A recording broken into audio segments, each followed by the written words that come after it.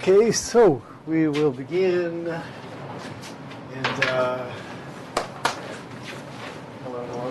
Hope you all had a good weekend. And Michael's coming in. Can you just put your name on the attendant? You want to carry that back?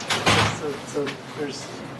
You want to just take it back because at least one other person hasn't written in. Okay, thank you. Might as well hold on to it. That's a popular row back there. Everyone else is signed in. So we are a week away from beginning to prepare for the midterm exam. So that's going to be on October 11th. And midterm exam, everyone has to be here on October 11th. So just putting the word out for that. On October 9th, which will be next Monday, we'll review for the exam in class. And by Thursday of this week, I will publish on our Canvas site, the links to the Kahoots, because I think that's one of the best ways to study is to practice those Kahoots many times. And I'll also have a little summary thing to give you as well, like what topics to study for the midterm. So that should get you ready. So that'll, on Thursday of this week, I will publish the page with those links on it. And then next Tuesday, October 9th, we'll do an in-class review. And then on the 11th, everybody should be here. Those who stream the class, those who come to class, everyone should be here for the midterm. Okay? Midterm exam will be multiple choice questions like you've had before. And as I said, the Kahoots are a great preparation for it. So I'll be able to tell you more about it on Thursday and direct you to that page full of links to the Kahoots. Okay? So I hope that will help you prepare well. Otherwise, the other bit of work that we still need to talk about is many people have yet to turn in their essay. So it's a week late now.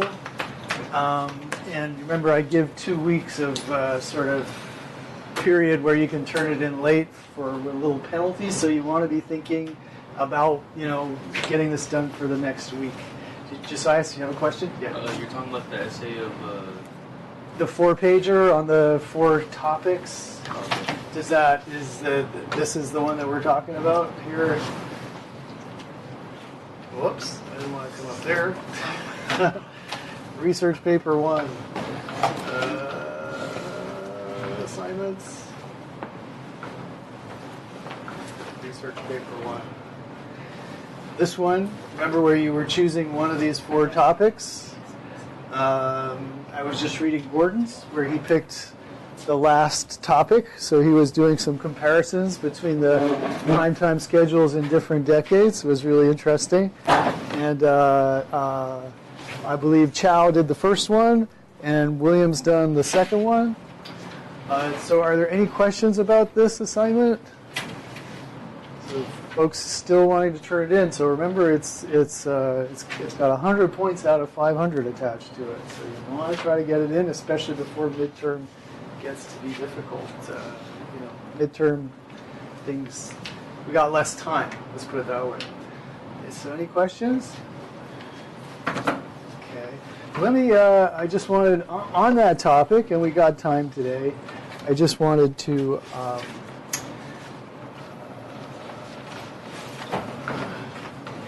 Take a look at a good one, just to step through it with you, just to hopefully this will make you feel good about being able to do this one. And so this one is regarding the prompt about the CW. So Fox, UPN, and the WB. Now the CW employed certain programming strategies to compete with the big 3 networks. Discuss the strategy used at one of these stations and whether you believe it is successful and what sort of impact, positive or negative, the strategy had on broadcast programming overall. So as I said, you may find most of your information for this topic. A good place to start would be Wikipedia, looking in at the CW page on Wikipedia, or maybe Fox, or both.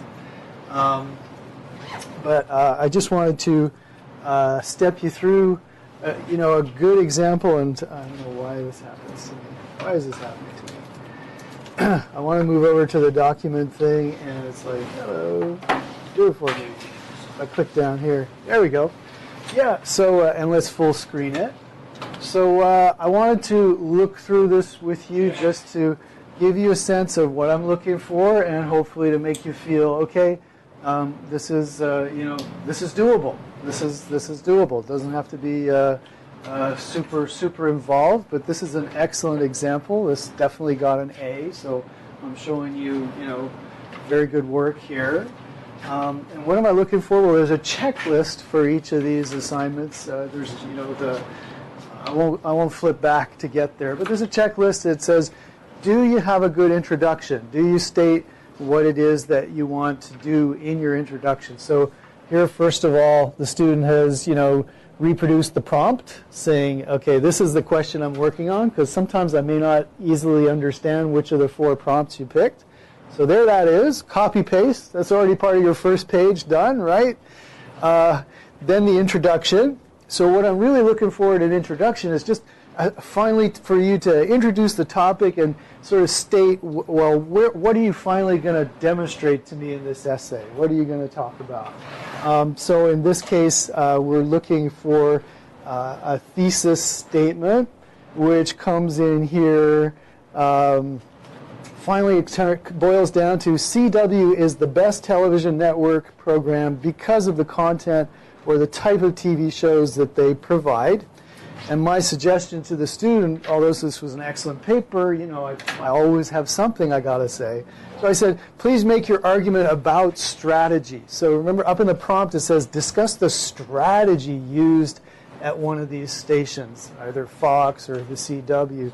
So I thought that argument was fine for this essay, but I said, please, talk about strategy in your thesis statement. What would you cover? And in fact, this student did go on and talk about strategy a great deal.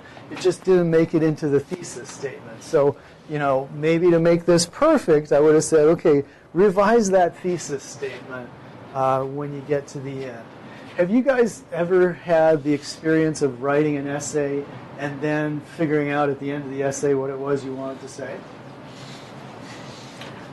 No, but I've done it like in the middle of my essay. I'm writing my essay and I'm like, oh, this essay is about blank.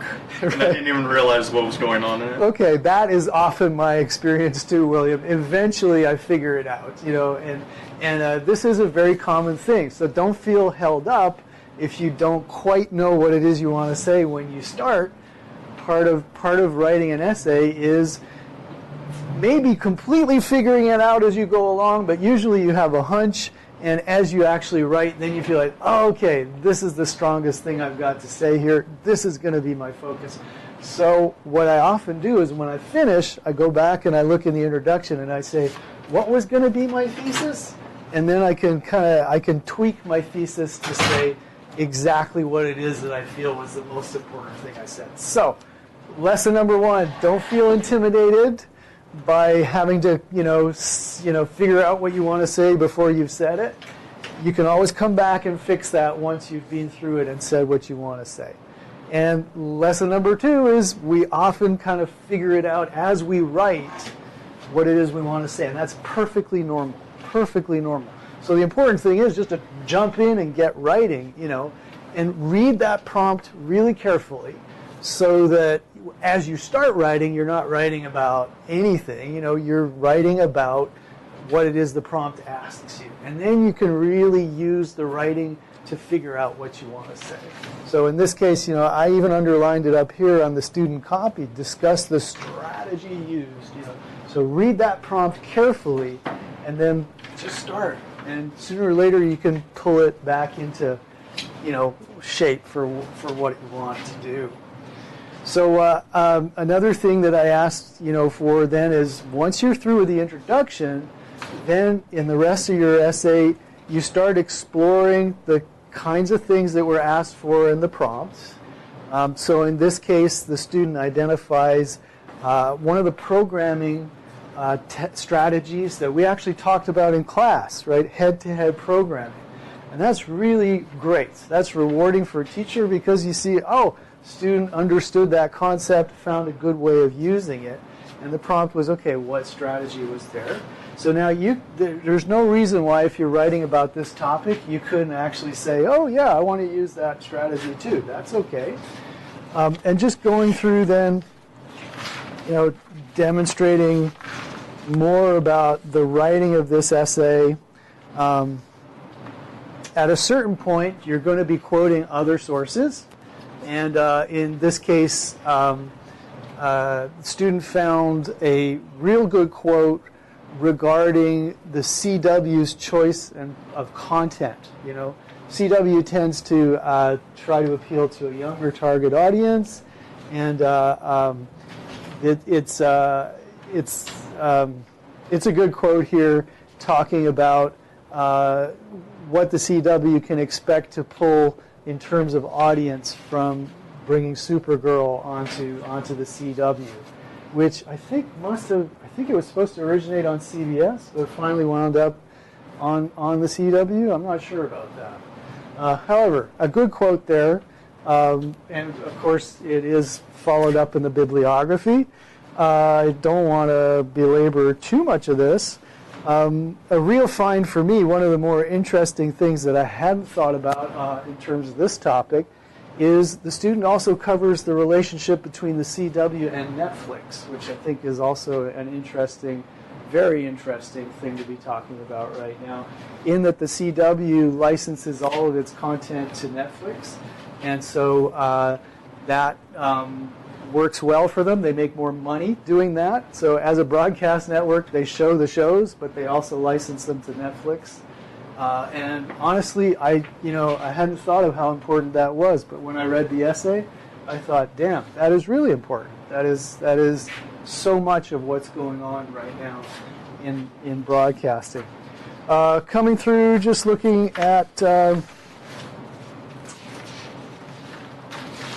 the conclusion here. The conclusion is very successful because in the conclusion, the student pulls together all the ideas, summarizes basically the ideas that have been explored in the essay, and also relates it back to the prompt. Let me just read it out for you. In conclusion, I've learned that yes, CW makes a good programming strategy called head-to-head programming to lure in their target audience. In other words, they are competing directly with NBC and ABC, perhaps not CBS because they're partly owned by CBS. This method works for them, so more profit is being made to put out shows like Supergirl, Riverdale, and Supernatural.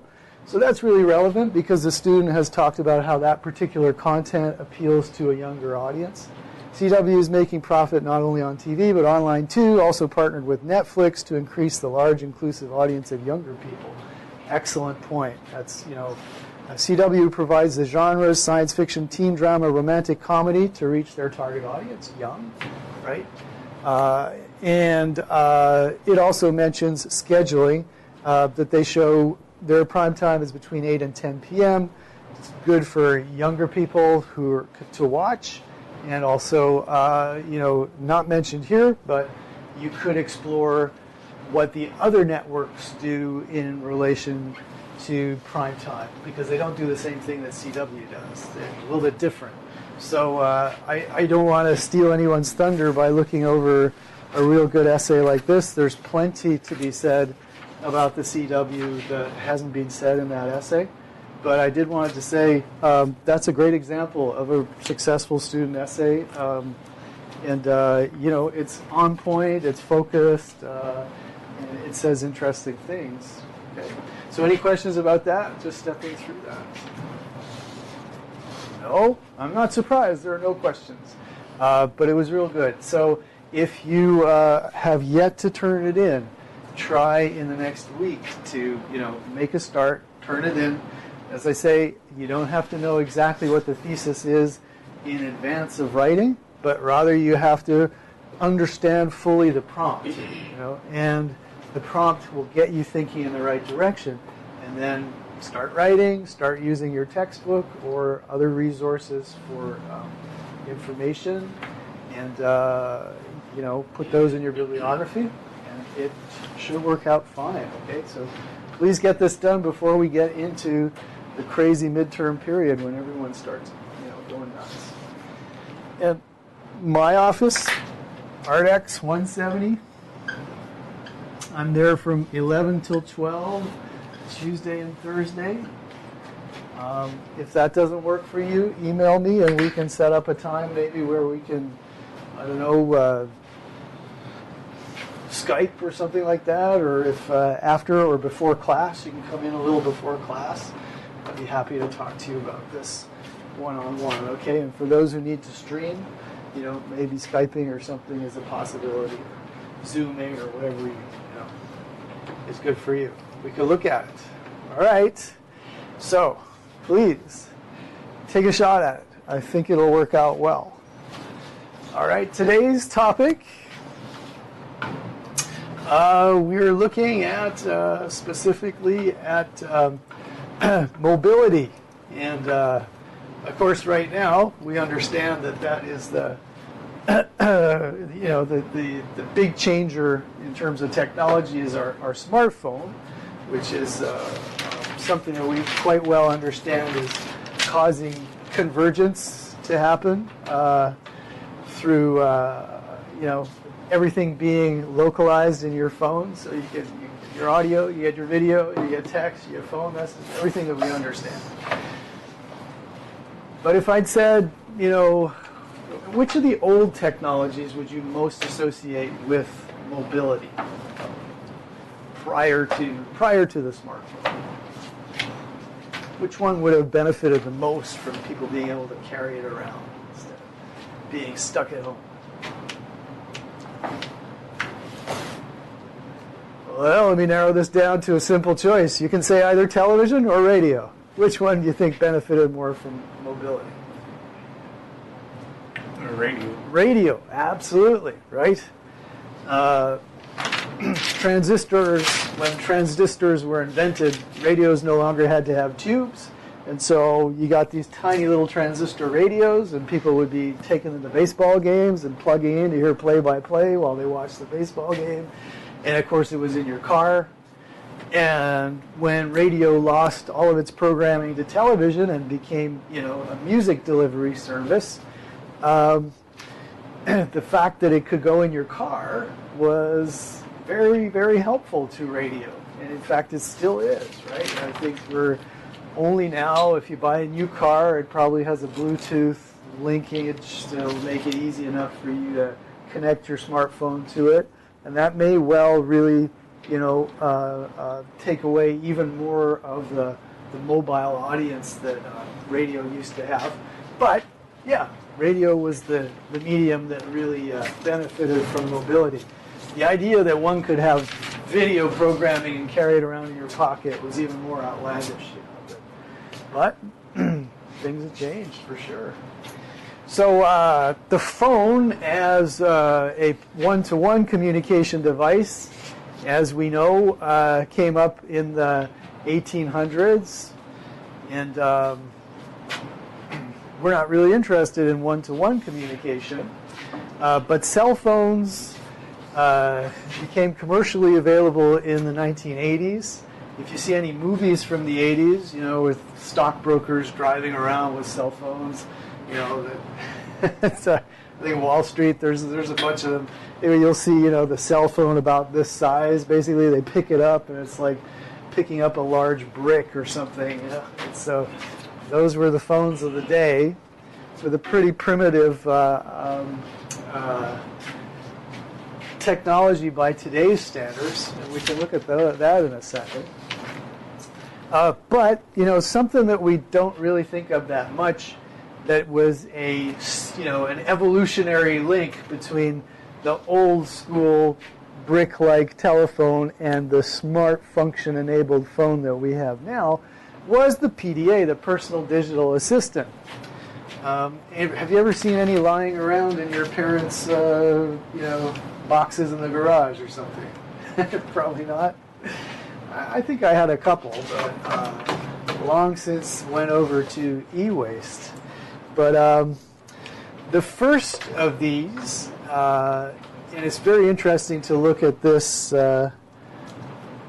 in again, as a stepping stone towards smart functions,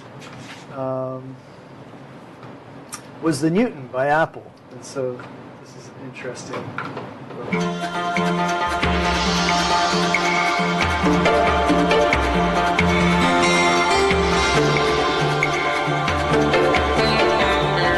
Newton's about a lot of things, really. I think the part that excites me the most has to do with helping people keep in touch. The idea behind Newton is that it's an assistant, something that actively helps you as you capture, organize, and communicate your ideas and information. the possibilities are just limitless. When you think about it, the most natural way to get your thoughts down is to jot or to sketch. We wanted Newton to be that natural. Say you're on a train or a plane. Or at a little cafe. You can write a fax. Say you want to send that fax to Margaret. You just highlight Margaret's name in the text, tap fax. And Newton will automatically fill out a fax cover sheet with Margaret's number on it. We've built in Newton intelligence so that Newton knows enough about what you're trying to do to help you do it. The beauty of Newton is that any page you have in your Newton can be sent through email. Text, graphics, pages from your calendar, business cards. You just select email and, well, you send it. Simple as that. It seems to happen all the time these days. You're expecting a really important message, but you can't guarantee you're going to be easy to reach. By just getting the Newton messaging card, you can get your message wherever you go. You can share anything that's in your Newton with anyone else. Using Newton's built-in infrared networking capability, you can beam things to other people. It's pretty handy in meetings to just be able to send someone something instantly. Your business card or the notes or a calendar page. You can even jot notes to jog your memory later or set an alarm. Or add a task to your to-do list. Kind of a communications center, or universal inbox and outbox. The Newton Connection Kit lets you connect your Newton to your PC or your Macintosh and share and store information. This is all about being in charge of your life, being able to have information so you can keep in touch with people.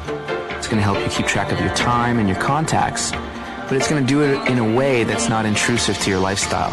I'd say that Newton is really peace of mind, right in the palm of your hand. Okay, what did you think of that? What is it? That is a personal digital assistant called Newton. We don't need the science elf. What do a Renaissance thinker, a Please.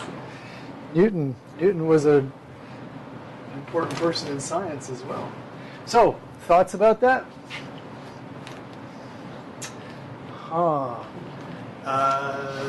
When I look at it, I think, wow, that was exactly when was that? Am I full screen anywhere here?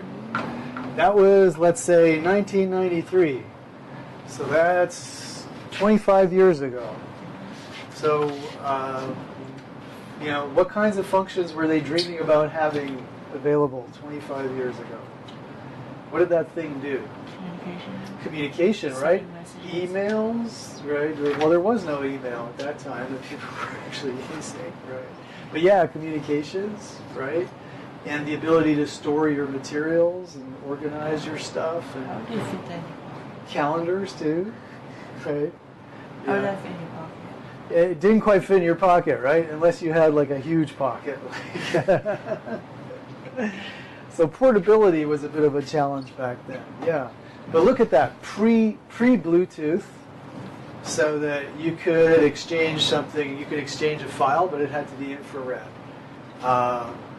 Pre-email, basically, I mean, I don't want to say that email didn't exist, but in terms of, for business applications, it was fax. So, instead of pulling up, writing an email from your phone, how cool is that? It was writing a fax from your phone.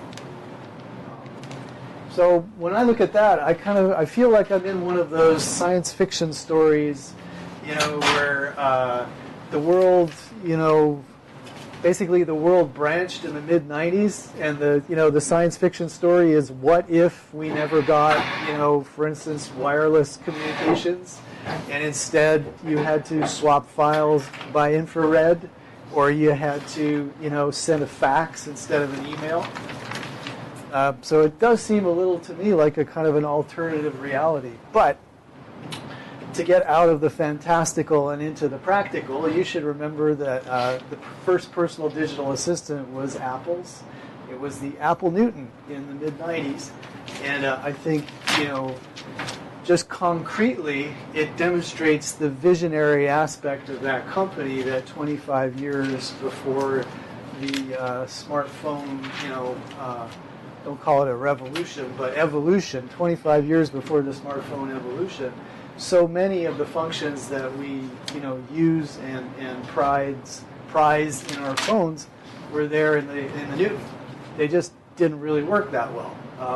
And there was a very limited user base, and it was a very large object, too large to carry around. So all of those meant that it was before its time, and it did not take off, but smaller personal digital assistants did flourish, and it's really been the internet connectivity which has changed the game completely, as the phone merges with the PDA and the tablet and the internet and becomes a smartphone, which is kind of what we're looking at. So nowadays in our pocket, right? So that is important stuff. And that's pretty much what we said. I guess a significant evolution that we're so accustomed today in terms of having apps on our phone, but there has been a bit of a change in the last 10 years regarding, the primacy of an internet browser, which, we talked about this last week. There was something called the browser wars, remember, which was a war between Microsoft and Netscape, and basically as they felt that the internet browser would be the killer app, the sort of the way that Windows has made Microsoft a billion-dollar company, because every PC practically except for the Macs runs Windows. Well, the idea was that maybe the internet browser would be that way too. But look at what happened. We now access the internet through a host of different apps. So that dream of being, Internet Explorer and having 90% of the access to the internet run through your app was premature. Didn't come to happen. Instead, we now have a whole ecosystem of apps and app developers and stuff that will run within Android or iOS or whatever. And that's, arguably a better thing, that we don't have a monopoly on accessing the internet through those browsers. So that, that's a real important point to bear in mind, even though, you have come up with apps as being, just the reality as to how you access it. It wasn't always like that. So the technology that carries both data, voice data, and other forms of data is also a packet switched. So just like the internet. So remember, the packet switching aspect of this is that communications are broken down into small packets of information which are sent through a variety of networks through the most efficient path possible and reassembled at the device in time to play back to you, hopefully smoothly without stuttering or lagging and stuff like that. So the current technology is packet switched, which allows a number of things to happen. It makes for a seamless interconnection. You can make a call from a desktop computer if you like and have it ring on a telephone, and there's no complicated transformation of the data that has to happen. There are a couple different protocols that go on, but Skype and other forms of VoIP. Google used to have a Google call function that was exciting for a little while until international calls became something that were bundled for free in a lot of service provider offerings. However, that that's a possibility which stems from basically all devices working with the same underlying technology. So I have put here for your, first of all, we don't need this, so let's quit this one. Exit. Okay. Let's take a look here at, get out of full screen. Escape. Cord cutting, history of the phone. No, we should look at that in a sec.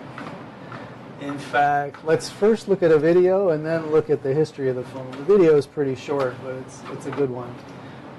Just talking about the phone's evolution. Mr. Watson, come here! Supposedly the very first telephone call. It was made by Alexander Graham Bell in 1876. But the year before, he made the crucial breakthrough, namely that you could transmit more than just a single note. Electromagnetically, you could transmit whole sounds. And he did it using this gallows-framed telephone, a vibrating reed against a diaphragm. The telephone was born. Up until as recently as the 1970s, telephone calls were connected by a copper wire from your house all the way to a local telephone exchange like this, manned by, invariably, women who would connect your call into the socket of another household. Hey presto, you could chat. But the post office believed correctly that people couldn't remember long telephone numbers. So instead, everyone had a code. There are hundreds in London, and my one in North London was Canonbury. C-A-N. And to this day, I still have 226 in my telephone number. This can lay claim to being the very first mobile phone. It was used in the 1930s by a Brighton police station to speak to bobbies on the beat, though it was one way. If the policeman wanted to speak to the station, they had to go and find a payphone.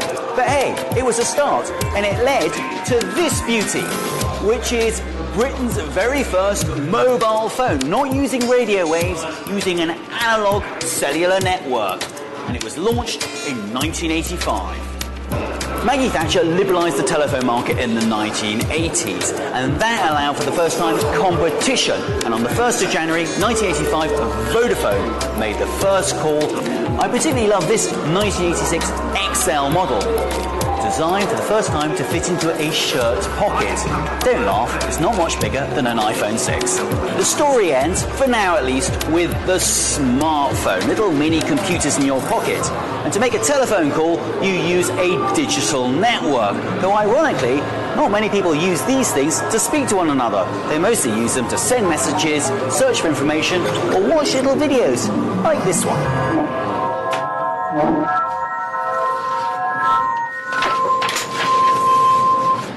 Okay. Anything to say about that?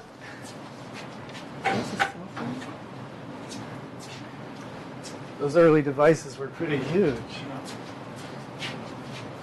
Yes?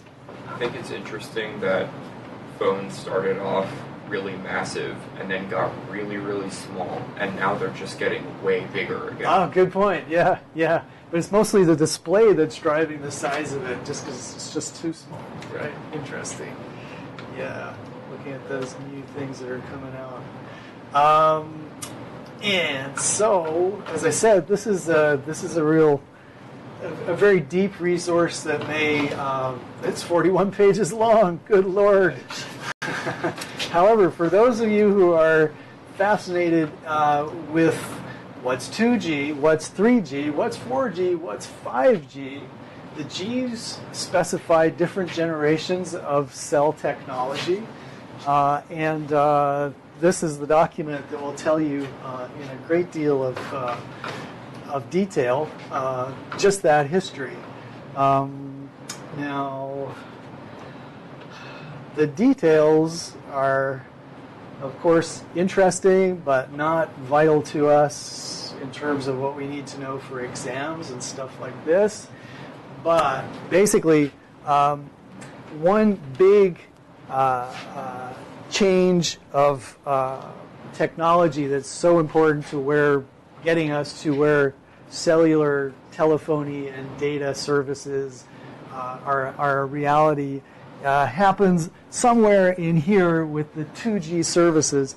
The 1G, which wasn't even called 1G at the time, but just the original first generation technology, was analog, and so it was really of the same family as a radio. Like you'd have a ham radio or a walkie-talkie or something, in that a channel would be opened between one device and another, tuned onto the same frequency, and that channel had to be consistently and constantly open between one device and another, which meant that you had to have a lot of channels available for your telephone service, right?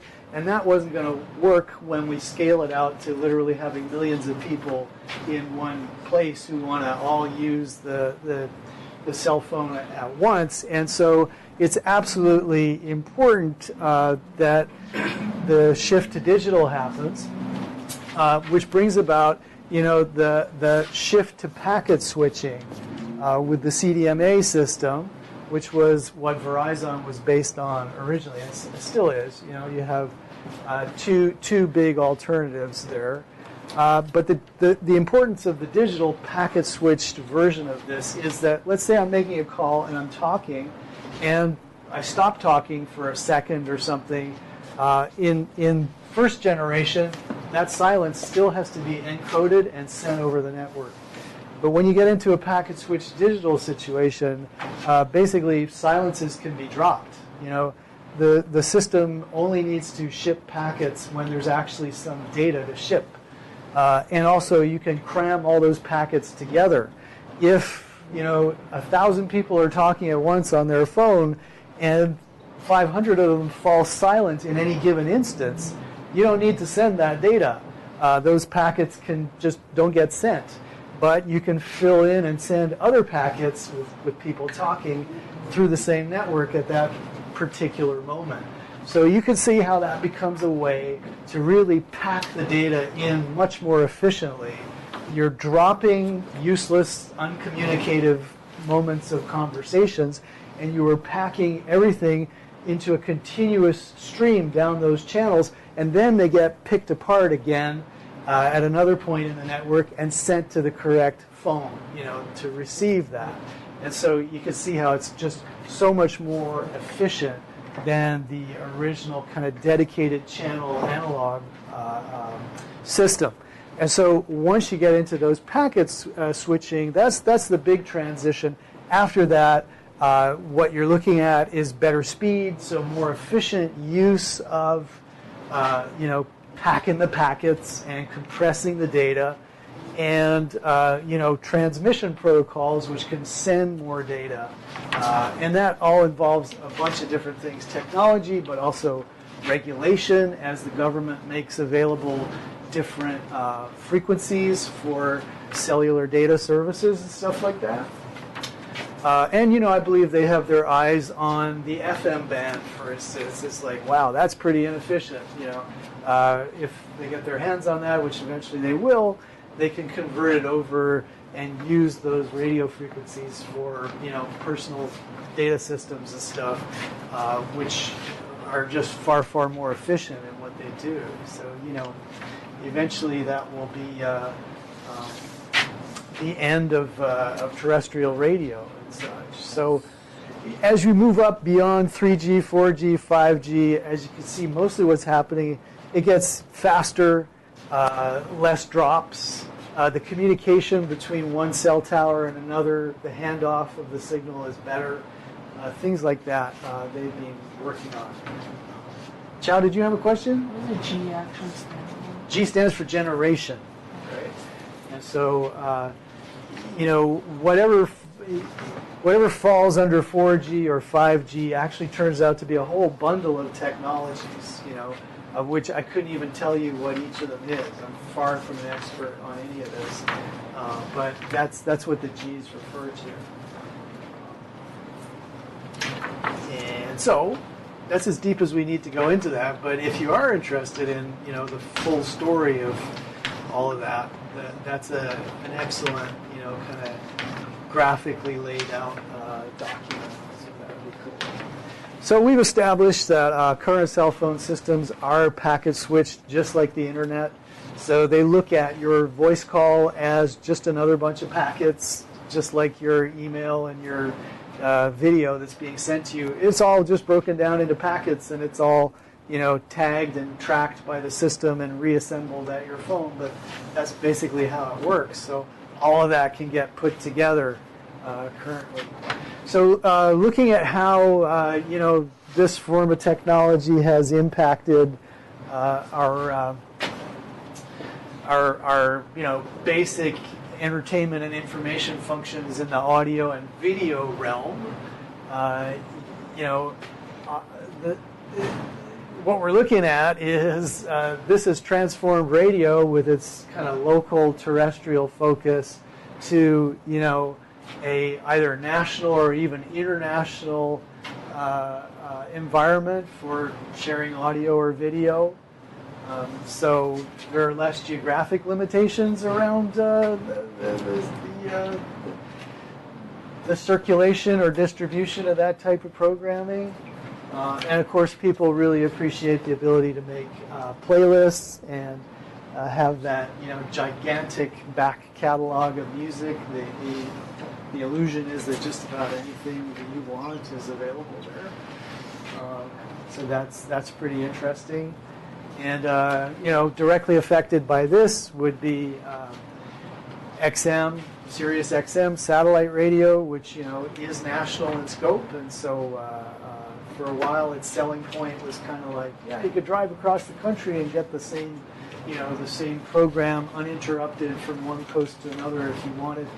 But now, of course, you can drive across the country and be connected through cell phone in most places and get something similar. So they're directly affected by that. And looking at how this has affected television, in the TV business, they lump in mobile delivery with everything else that they call OTT, over-the-top content. We talked about that before, right? In talking about, you know, where the television business is going. So when you see OTT, remember that the reason the television business calls that is, you know, in the old days, you had the television and you had a set-top box on top that came from your cable company. And, you know, either you got your signals over the air or you got your signals through the cable company box, right? And now in the business, if you've got a wire that kind of comes over the cable top box and avoids it altogether, they call that over the top, OTT. So it's a real important concept, I guess, for understanding industry talk, OTT. And this would be, you know, Roku, Netflix, and so on and so forth. Sling's another big one,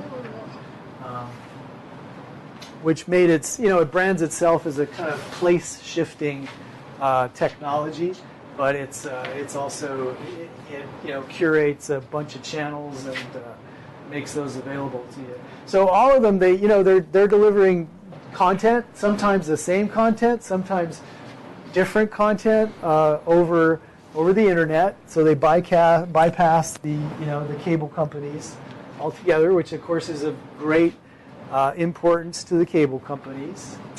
Let's see. I don't know if anyone heard over the weekend, Comcast made a huge purchase, many billions of dollars.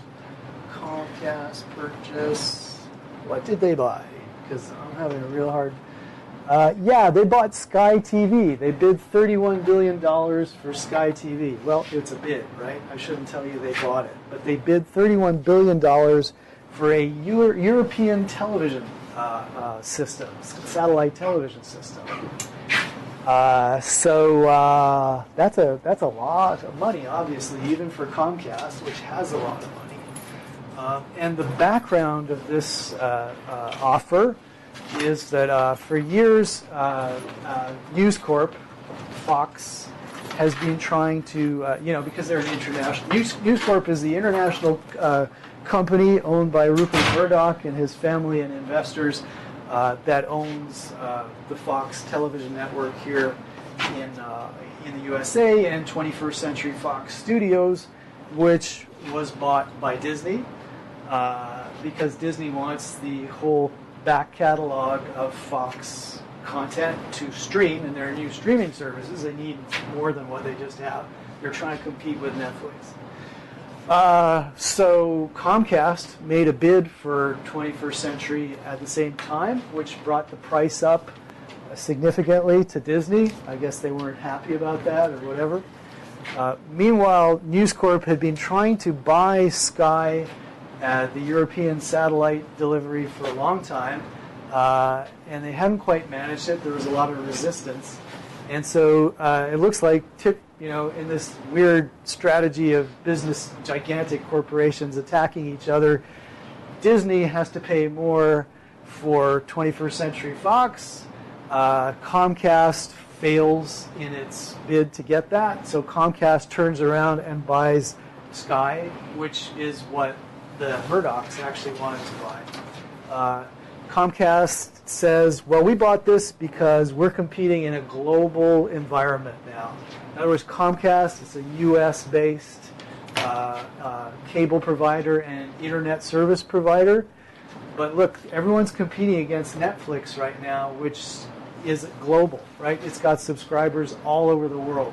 So they're not limited by 100 million households in the United States. They can literally go for many hundreds of millions of households across the world to pour money into Netflix. And that means everyone who wants to compete with them has to be global too. And so Comcast is looking at it saying, man, we're going to be, although we are one of the biggest, if not the biggest cable provider in the USA, we're small change against these companies which have, business all over the world. So that explains a little bit why they go and buy, a satellite distribution network which covers all of Europe. So the business is like exploding beyond national boundaries and into international competition, which is to me pretty mind blowing. Do you guys have any thoughts on it? Would you be disappointed, for instance, to find out that your favorite TV show was canceled or just dropped from a network because it didn't play well in China? Right? You would? Yeah, yeah. And yet that's a distinct possibility. Already we're seeing movies kind of being co-produced or produced with the idea that, well, it's maybe it won't go down too well in, Cineplex land in the United States, but we're expecting 500 million people to watch it, in China. And that's definitely a possibility. So this, of course, will affect us in terms of programming, but in our class, we're also interested in the business. And as you can see, the business is getting totally internationalized, which is amazing. Hey, Tony, good to see you. I'm just checking in with folks in chat. So glad you're here, folks in chat. Just a reminder that next Tuesday we're going to review for the midterm exam, and next Thursday, October 11th, we should all be here in person to take the midterm exam, okay? And also on Thursday, I will publish a page on Canvas which has the links to the Kahoots that we play, to practice exam questions and stuff. So there will be some stuff to work on over the weekend if you want those Kahoots. And then in class, we can review in person and just figure stuff out together. Forgive that little digression into the latest news, but I had to share that with you. It just came out over the weekend, and it seemed to me really significant because it does demonstrate how global this business is and how that touches us even, in terms of what we'll be watching, right? Over-the-top content, an important development. And, the cable companies for a while really had a stranglehold on what kinds of content came into the home because they, Comcast had their own set-top box, AT&T had their own set-top box, and they would not license that to anybody else. So nobody could get into their box except the people who did business with the cables company, you know. And there was a movement afoot to try to force them to open that up, but with smart TVs and over-the-top internet, that basically knocked this little bottleneck out of its place as a kind of a a must. Whether we're talking about the set-top box or we're talking about the internet service providers that currently, give us access, or the dreams that fueled the browser wars, where they thought that the browser was going to be the killer app. What we're talking about in each of those different technologies is some kind of chokehold that some company can use in order to run everybody's business through them.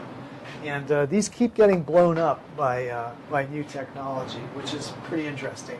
And there's a book called The Big Switch out there by a brilliant media researcher that kind of looks at these various technologies that provide a little bit of a monopoly at some point. Windows being a great example of one of those. Other digital devices that are important, I guess. The Apple Watch and the various, imitators or competitors, depending on how you look at it. So they work on some new emerging standard called the Smart Personal Object Technology, the SPOT, basically. So this is being standardized and developed in the industry as they come up with more functions that they would like to integrate into, for instance, wearable technologies like a watch, or you could have clothing as well that will be smart in that way. You need to, build on what's already there in terms of protocol, but sometimes you need to, expand it. And of course, if you are producing one device, your company wants to know that it will work with all the other devices and stuff. So it's an interesting area where, the standards are being worked on and developed, somewhat similar to the early days of the internet, right? With transmission control protocol, TCP. We talked about it last week, right? That was an important development as computers standardized about how they would interconnect. Now you're thinking about, okay, how's that watch going to interconnect with the rest of the technology around it? So smart personal object technology, something to keep your eye on in terms of standards and stuff. Did anyone ever see a Google Glass in operation? Or yes, William, what was your view of it? It was cool. It had a lot of just buggy parts about the sensor, but as far I didn't actually wear it, so I didn't see how it was how easy it was to manage the use of the tool. But it seemed neat. It's, I guess from my understanding, it was mostly an aesthetic thing that brought it out of phase once it launched anyway. So it's I'm sure once they find a way to get a Gucci symbol on the side of it, it'll be much more popular. That's interesting. What applications did you see for it? What just web browsing mostly, and the guy was also showing me how to take pictures with it and how he was accessing his Google Drive through it also. Wow. Yeah. Wow. But were you thinking, wow, I'd love to have one of these to do something with? Or no, I didn't see. Left you cold. I'm sure there's an extremely practical use inside of an industry, but as far as recreational use, I didn't see the purpose of it at all. Got it. Okay, cool. Thanks. That's real in depth. Did other people? You're the Google Glass, or wears a wearable screen technology that also can capture video and stuff, and so it's basically wearing a video camera where you look you can record that. Does anyone feel uncomfortable with that idea, or I don't know, did you have something to say about it? I guess it's just, I agree that it could be useful in industrial use, but I don't think it's enough steps away from a smartphone to be able to be used practically recreationally. Interesting. Yeah. Okay, cool. Thanks. Yeah, certainly industrially, it still has found its market in terms of, people who need to work with a display and yet have both hands free. So I've seen videos of it in use, like in the Boeing factory or things like that, where as someone's working on a complex assemblage or something, they can both see the plan that they're working from and also have their hands free in order to work with tools and stuff. So definitely in industry, it had that. It's worked out. But in terms of like a mass public type of device, I think maybe you're right. It's maybe not far enough, not offering significant advantages over a phone. I know people were kind of creeped out by the idea of they would be surveilled when they were in bars or stuff like that. So people could just be, there's a guy with glasses on in the corner, but he's actually like, taping everything that's going on or something. So I think that would be a bit of a hurdle for the public to get over. But I also saw interesting, video from street protests in Turkey a few years back with a journalist who basically just wore this all the time and live streamed, just the whole experience. So I think that's an interesting, application in journalism that we might see more of. Kind of you are there type of experience, which would be pretty cool. But for now, maybe it's maybe it's the Apple Newton of its day, kind of ahead of its time, suggesting a few things, and maybe a few years from now, maybe just of course, that's a tool we all use, but for now, not necessarily. And then looking ahead. You may have heard of the Internet of Things, which is really interesting to look into. What we're talking about is just a whole bunch of objects interconnected on the, through the Internet or the equivalent networks. So the Internet of Things would be like a fridge that knows what's in it, so that if you start running out of something, it would automatically order it for you, or at least just let you know you're missing it. It would be, of course, cars that can communicate where you are, when your house should sort of warm up and turn on, and of course, your home, all sorts of smart objects, smart light bulbs. Many of these things are coming to market already. So this is definitely a huge area of growth for, devices that are both communications, so they interest us, but also, quite practical things in our everyday lives, which go beyond the scope of a media class, But it's important. Bringing up, privacy and surveillance issues.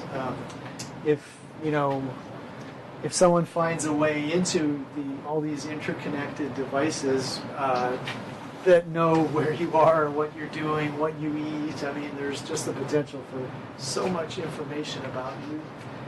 And what do you think the odds are that this will be given to you without also all your data somehow being made available to marketers and such, right? It's likely to come to you through Amazon anyway. Does anyone have an Echo or any kind of Alexa? Yeah. Okay, we got one.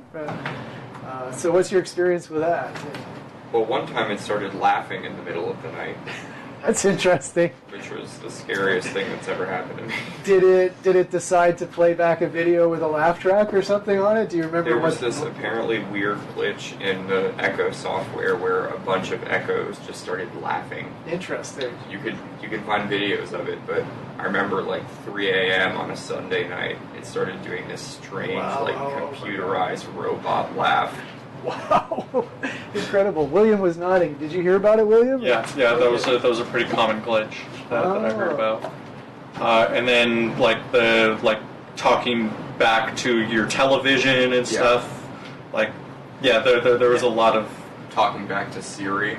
Yes, yeah, we've had both of those over at my place. Absolutely, it kind of like wakes up when it shouldn't, and it you didn't even know it was on, and then it starts doing other stuff. Yeah, that's interesting. Well, Alexa seems, Amazon is, I think, going to be a bigger and bigger player in the industries that interest us. Obviously, we know that they had Amazon Studios, that they produce content, that they're pouring more money into, upgrading and trying to do a kind of a original content to stream on their service. But I think where they're really going to take the lead is in the Internet of Things. So right now, Alexa is about the most accomplished voice-activated operating system. And Amazon actually licenses Alexa to all kinds of other, software manufacturers and such. It's like basically if you want to make something that has a voice-activated system in it, Alexa right now is the best technology that you can license from Amazon. So, if you want to be able to talk to your fridge, it's likely that unless, a big competitor can, catch up, it's quite possible that Amazon has the edge in that area. And voice activation is huge, right? As soon as we can get over the little bugs that you guys are talking about, like why go through like 20 menus when you can just talk to your TV and say, show me this, and it will right away go there. And as we get into the Internet of Things, we're going to have less screens, we're going to have more voice activated or even gesture activated technologies. Just a particular way of shaking your hand would change the lights or whatever.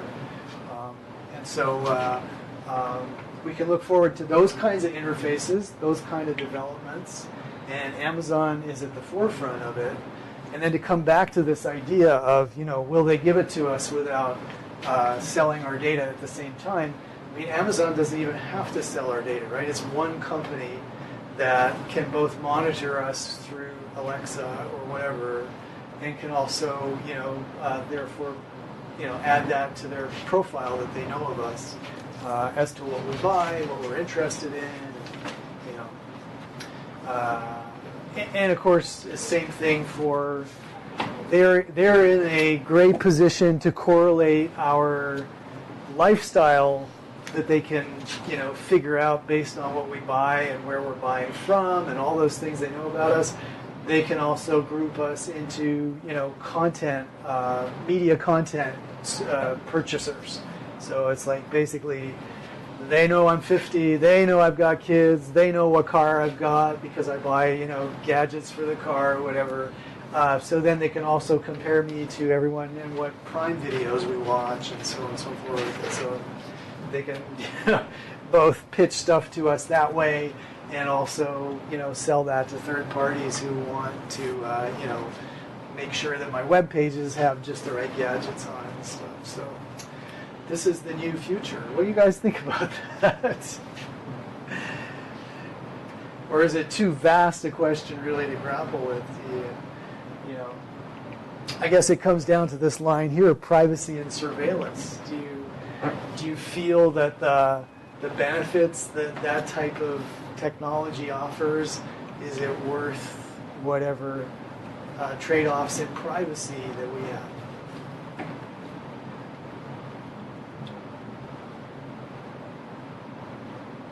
No opinion on that. It's probably safer. I think to swim against that tide is going to be difficult and scary.